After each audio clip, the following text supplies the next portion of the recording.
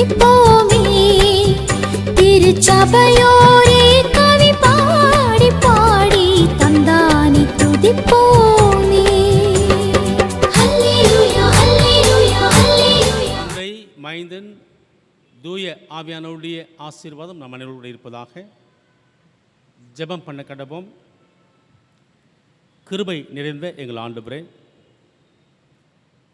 இந்த வருஷத்தில் 7 மாதங்களை நாங்கள் கடந்து வரவும், 8ஆம் மாதத்தில் உமது ஆசீர்வாதத்தோடு துவங்குகின்ற இந்த நாளின் ஆசீர்வாதம் நிறைவான உமது கிருபையையும் நன்மையும் பெற்ற ஒரு ஆசீர்வாதமாக மாதமாய் அமைய வேண்டுகிறோம். இந்த ஆராதனையில் பங்கு பெற்றிருக்கிற எங்கள் அனைவரின் விருப்பங்கள் நிறைவேறும்படியாகவும் உமது அருள் பிரசன்னத்தினாலே எங்கள் குடும்பத்தார் காக்கப்படும்படியாக வேண்டுகிறோம். இவற்றை கர்த்தர் அருமை இரட்சகர் இயேசு கிறிஸ்துவின் நல்ல பெயரில் கேட்கிறோம் பிதாவே, ஆமேன். கர்த்தருடைய திருநாம மகிமைக்கென்றும் இந்த மாதத்தின் முதல் ஆராதனை காலை ஆராதனைக்கு ஆரம்பமாகவும் 324ஆம் பாமாலையை பாடுவோம். பாதை காட்டும் மா யெகோவா பரதேசி ஆன நான். பாமாலை 324.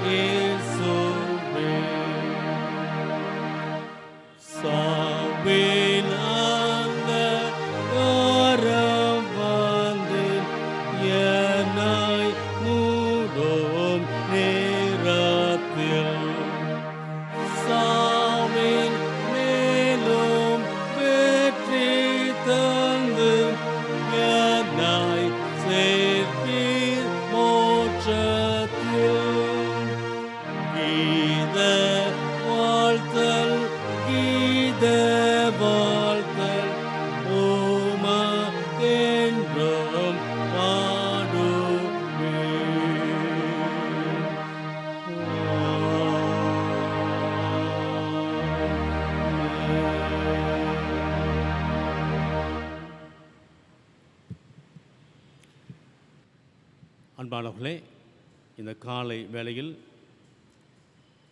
படிக்கும்படியாக தெரிவு செய்யப்பட்டிருக்கிற திருமறை பகுதி பவுலடிகளார் பிலிப்பியருக்கு எழுதின நிருபம் 4ஆம் அதிகாரம் 4 முதல் 8 திருவாக்கியங்கள். பிலிப்பியர் 4 முதல் 8. கர்த்தருக்குள் எப்பொழுதும் சந்தோஷமாய் இருங்கள், சந்தோஷமாய் இருங்கள் என்று மறுபடியும் சொல்லுகிறேன். உங்கள் சாந்த குணம் எல்லா மனுஷருக்கும் தெரிந்திருப்பதாக. கர்த்தர் சமீபமாய் இருக்கிறார். நீங்கள் ஒன்றுக்கும் கவலைப்படாமல் எல்லாவற்றையும் குறித்து உங்கள் விண்ணப்பங்களை ஸ்தோத்திரத்தோடே கூடிய ஜெபத்தினாலும் வேண்டுதலினாலும் தேவனுக்கு தெரியப்படுத்துங்கள்.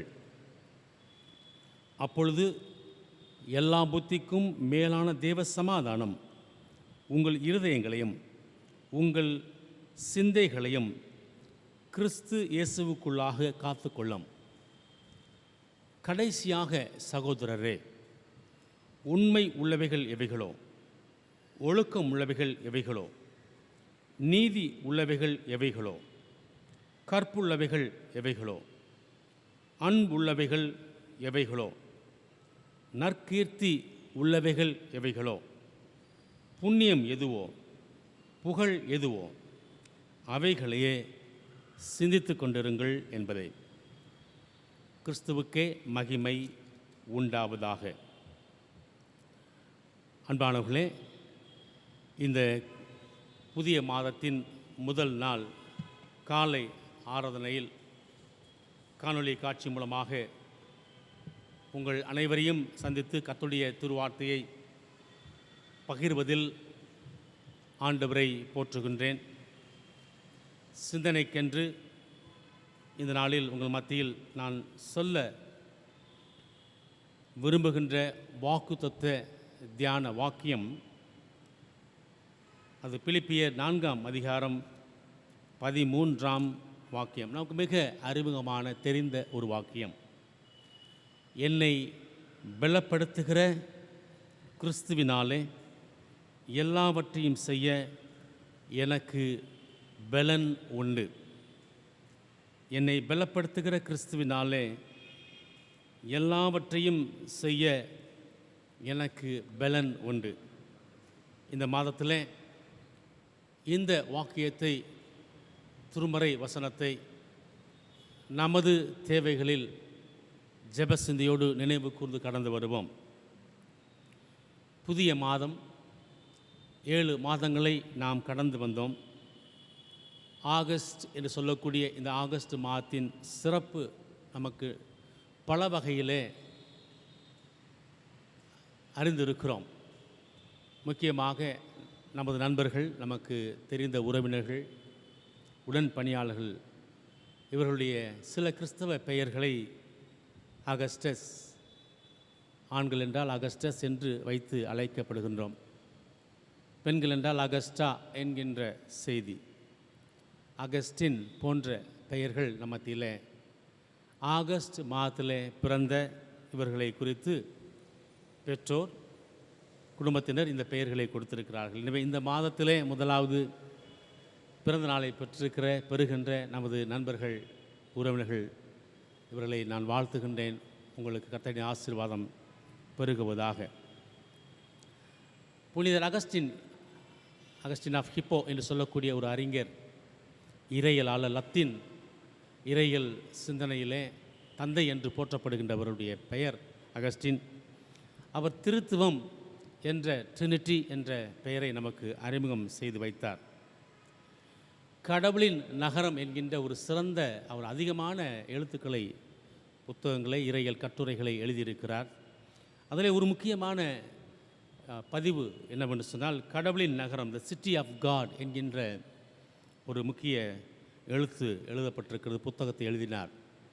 அதில் அவர் சொல்லுகின்ற பொழுது சிட்டி ஆஃப் மேன் என்கின்ற ஒரு சிந்தனையும் பேரலாக அவர் தன்னுடைய கருத்துக்களை சொல்லி வருகின்ற பொழுது, நாம் எல்லாரும் த சிட்டி ஆஃப் காடுக்கு உரியவர்கள், கடவுளின் நகரத்துக்கு உரியவர்கள்.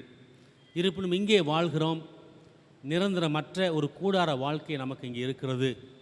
இவற்றில் நாம் விரும்பினவற்றை செய்கிறோம். ஆனால் கடவுளின் நகரத்திற்கு செல்லக்கூடியவற்றை நாம் பெறக்கூடிய ஒரு மக்களாக இருக்க வேண்டும் என்று சொல்லி அவர் தன்னுடைய அருமையான கட்டுரைகளிலே அழைத்திருக்கிறார். திருச்சபைக்கு அறைகோலாக சொல்லியிருக்கிறதை நாம் அறிகிறோம். இங்கிலாந்து நாட்டில் கேன்டர்பரி என்கின்ற ஒரு இடம் உண்டு.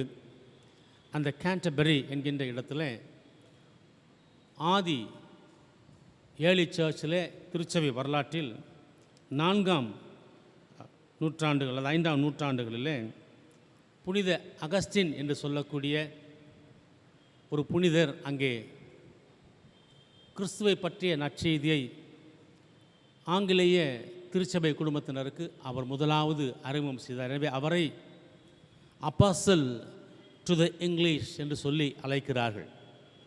த சீட் ஆஃப் செயின்ட் அகஸ்டின் என்று சொல்லக்கூடிய அவர் அமர்ந்த ஒரு மார்பிள் சேர், அவருடைய அமர்வு இருக்கை ஒன்று பல்வேறு படையெடுப்பின் மத்தியிலே பாதுகாக்கப்பட்டு இன்றைக்கும் இந்த கேண்டர்பரி கத்தீட்ரலிலே பாதுகாக்கப்பட்டு பராமரிக்கப்பட்டு வருகிறது.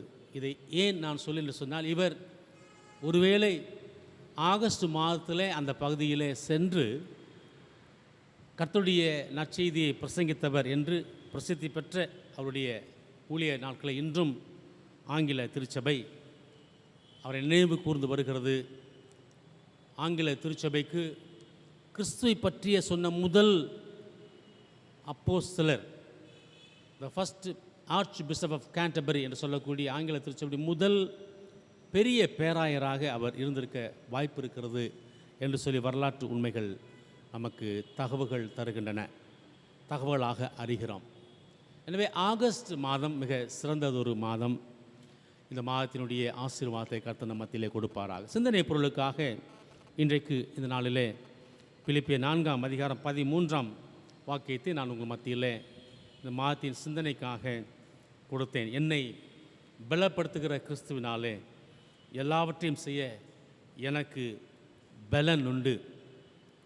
I can do all things through Christ who strengthens me என்று சொல்லக்கூடிய பவுலடிகளாருடைய அந்த விசுவாச அறிக்கையை நாம் அறிகிறோம். இப்படி நாம் மாற்றி இந்த வசனத்தை தியானிப்போம் என்று சொன்னால், நான் எல்லாவற்றையும் செய்ய இயலாதவராக இருக்கிறேன் என்று சொன்னால் என்னவாக இருக்கும்? இன்றைக்கு நமது கால சூழ்நிலை அவ்விதமாகத்தான் இருக்கிறது. ஜூலை மாதம் கடந்து ஆகஸ்ட் மாதத்தில் அடியெடுத்து வைத்திருக்கிற நமக்கு இருக்கிற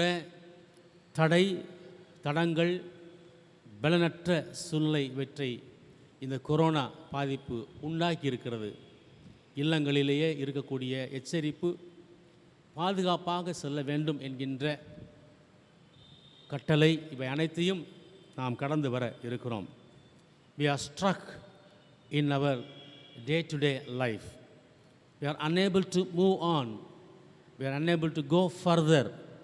நாம் எதுவும் செய்ய முடியாத ஒரு இக்கட்டான கட்டி போடப்பட்ட ஒரு சூழ்நிலையில் இருக்கின்ற பொழுது, இந்த வாக்கியம் எனக்கு எந்த அளவிற்கு அது விசுவாசத்தை வளர்க்கிறதாகவும் தைரியமாகவும் நாம் செய்யக்கூடிய அனைத்து காரியங்களுக்கு உதவியாக இருக்கிறது என்று சொல்லி நாம் சிந்திக்கும்படி அழைக்கப்பட்டிருக்கிறோம். அன்புக்குரியவர்களே, இந்த திருவாக்கியத்தை பிலிப்பு திருச்சபைக்கு எழுதின பவுல் அடிகளாருடைய வாழ்க்கையை குறித்து வரலாற்று இறையியல் அறிஞர்கள், ஹிஸ்டாரிக்கல் தியோலாஜியன்ஸ் சொல்லக்கூடிய சில உண்மைகளை, அல்லது பிப்ளிக்கல் ஹிஸ்டாரிக்கல் ஸ்காலர்ஸ் சொல்லக்கூடிய சில உண்மை நிகழ்வுகளை குறித்து பார்க்கின்ற பொழுது, பவுலடியாருடைய எழுத்துக்களிலிருந்து அவருடைய உடல் அமைப்பு எவ்விதமாக இருந்திருக்க வேண்டும் என்று சொல்லுகின்ற பொழுது, அவர் மிக உயரமாக அல்ல, மிக குள்ளமாகவும் அல்ல, ஒரு நார்மல் பாடி, கொஞ்சம் ஷார்ட் என்று சொல்லக்கூடிய அளவிற்கு, not shortest, he was short but not shortest என்று சொல்லக்கூடிய அளவிற்கு குள்ளமாக இருந்திருக்கக்கூடும் என்று சொல்லி அவர்கள் குறிப்பிடுகிறார்கள். அது மட்டுமல்ல, அவர் உடல் பலகீனமான ஒருவராக இருந்திருக்க வேண்டும் என்று சொல்லி அவருடைய எழுத்துக்களிலிருந்து சொல்லுகிறார்கள். குறிப்பாக அவருடைய முதுகில் ஒரு கூன் முதுகாக இருந்திருக்க வேண்டும் என்று பவுல் அப்போஸ்தலனுடைய உடல் அமைப்பை குறித்து சொல்லுகின்றார். இதுக்கெல்லாம் காரணம் என்னவென்று சொன்னால், 2 கொரிந்தியர் 12ஆம் அதிகாரம் 7, 8, 9 ஆகிய வாக்கியங்களிலே பவுல் அப்போஸ்தலன் ஒரு அழகான தனது வாழ்க்கை பிரச்சனையை, கிறிஸ்துவோடு கூட இணைக்கப்பட்ட அந்த துன்பத்தின் பாதையை குறித்து அவர் விளக்கி எழுதுகிறார்.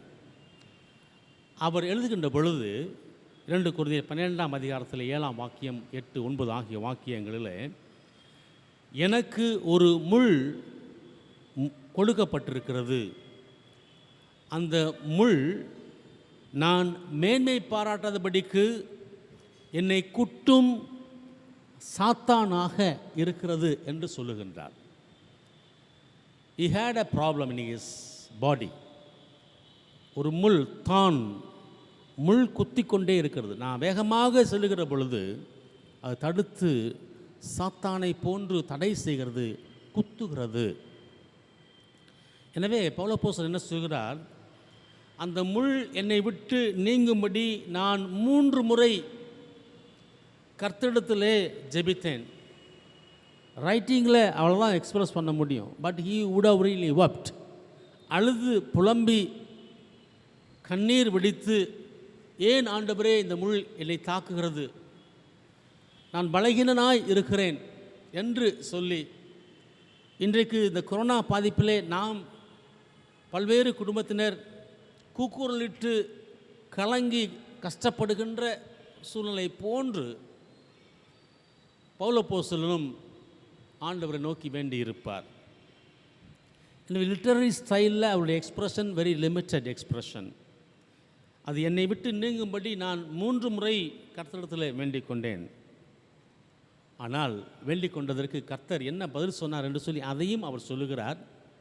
என்ன சொல்லுகிறார், அதற்கு என் ஆண்டவர் கிறிஸ்துவானவர், என் கிருபை உனக்கு போதும், உன் பலவீனத்தில் என் பலம் பூரணமாய் விளங்கும் என்று என்னை தேற்றினார். எனவே கிறிஸ்துவின் வல்லமை என்னை தாங்கும்படி என் பலவீனங்களை குறித்து நான் மிகவும் சந்தோஷம் அடைகிறேன், நான் மேன்மை பாராட்டுகிறேன் என்று மாற்றி சொல்லுகிறார். ஆதலால் எனக்கு வரும் பலகீனம், நிந்தை, நெருக்கம், துன்பம், இடுக்கண் ஆகியவைகளில் நான் பிரியமாய் பயணம் செய்கிறேன். அப்படி விசுவாச ஆழத்தை பாருங்கள். ஆபகுக்கிலே சொல்லுகின்றபடி, நிலம் விளைந்தாலும் விளையாவிட்டாலும், ஆட்டுத்துழுவத்திலே ஆடுகள் இல்லாவிட்டாலும் நான் கர்த்தருக்குள் மகிழ்ச்சியாக இருப்பேன், என் இழப்பின் மத்தியிலே மகிழ்ச்சியாக இருப்பேன் என்று சொல்லக்கூடிய விசுவாசம். இங்கே பவுலடிகளார் தன் உடலிலே இருக்கின்ற அந்த முள் நீங்கும்படி ஜெபித்த வேண்டுதலுக்கு என் கிருபை உனக்கு போதும் என்று ஆண்டவர் சொன்ன அந்த சத்தத்தை, அந்த வாக்குறுதியை பிடித்து கொள்கிறார். அன்பானவர்களே, என்னை பலப்படுத்துகிற கிறிஸ்துவினாலே எல்லாவற்றையும் செய்ய எனக்கு பலன் உண்டு என்று சொல்லி பவுல் அப்போஸ்தலன் சொல்லுகின்ற அந்த விசுவாசத்தின் ஆழம் இன்றைக்கு இந்த கால சூழ்நிலையில் நம் அனைவருக்கும் தேவைப்படுகிறது. இந்த மாதத்திலே இந்த வாக்குறுதியை நாம் பெற்றுக்கொள்வோம். நம்மை சூழ இருக்கிற நோய் பாதிப்பு, நம்மை எப்பொழுது தாக்குமோ என்ற அச்சம், இவை அனைத்தின் மத்தியிலே நான் எல்லாவற்றையும் செய்ய முடியும். ஏனெனில் என்னை பலப்படுத்துகிறவர் நான் அல்ல, என்னை பலப்படுத்துகிறவர் கிறிஸ்து. என் கிருபை உனக்கு போதும் என்று சொல்லுகின்ற ஆண்டவர் எல்லாவற்றையும் செய்ய என்னை நிச்சயமாய் நடத்துகிறார் என்று அந்த விசுவாசத்தில் இந்த மாதத்தை நாம் கடந்து வருவோம். நாம் திட்டமிட்டிருக்கிற அநேக பணிகள், எதிர்பார்க்கின்ற அநேக நன்மைகள் இந்த மாதத்தில், இந்த மாதத்திற்கு பின்பாகவும் நிறைவாய் நம்மை சந்திக்கும்படி ஆண்டவரிடத்தில் சேருவோம். அதுவே நமக்கு ஆசீர்வாதமாக அமையும். கர்த்தருடைய கிருபை நம்மோடு கூட இருப்பதாக. ஆமேன். கர்த்தரின் பந்திக்கு நம்மை ஆயத்தப்படுத்துவோம். அன்பரின் நேசம் ஆர் சொல்லலாகும் என்ற அந்த பாடலை பாடுகின்ற பொழுது திருப்பந்தியை சுருக்கமாக நான் நடத்த விரும்புகின்றேன். என்னோடு கூட நினைவு கூறுகின்ற இந்த பந்தியில் நீங்கள் இடம்பெற உங்களை அன்போடு கூட கேட்டுக்கொள்கின்றேன்.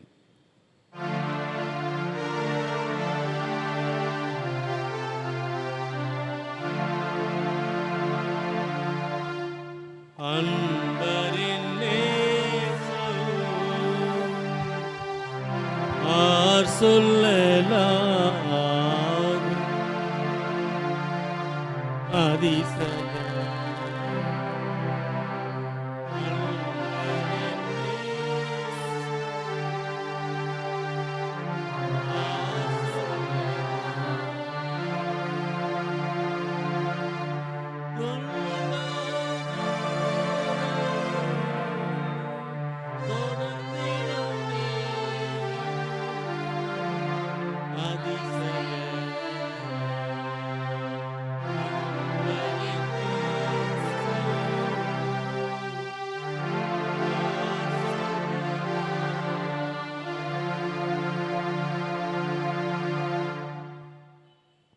இதுவென்றன் சரீரம்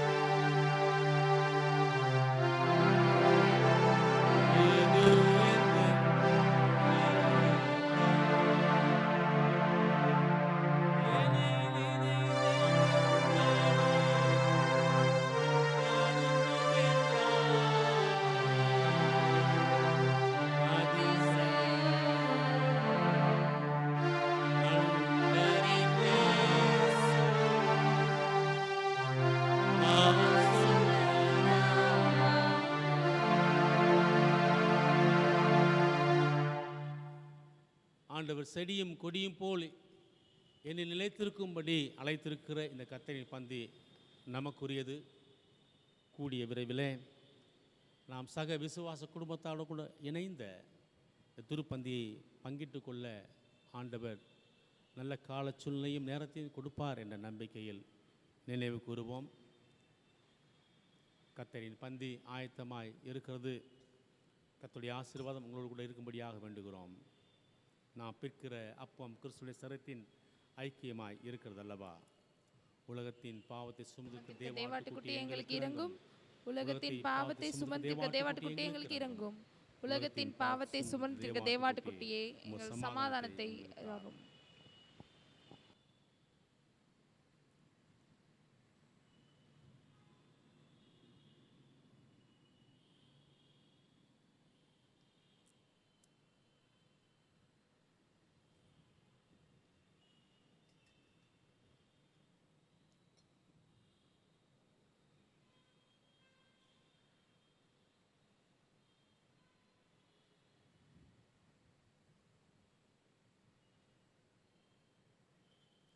கர்த்தரின் ஜெபத்தை நாம் சேர்ந்து சொல்லுவோம். பரமனில் இருக்கிற எங்கள் பிதாவே, உம்முடைய நாமம் பரிசுத்தப்படுவதாக, உம்முடைய ராஜ்யம் வருவதாக, உம்முடைய சித்தம் பரமனிடத்தில் செய்யப்படுவது போல பூமியிலும் செய்யப்படுவதாக.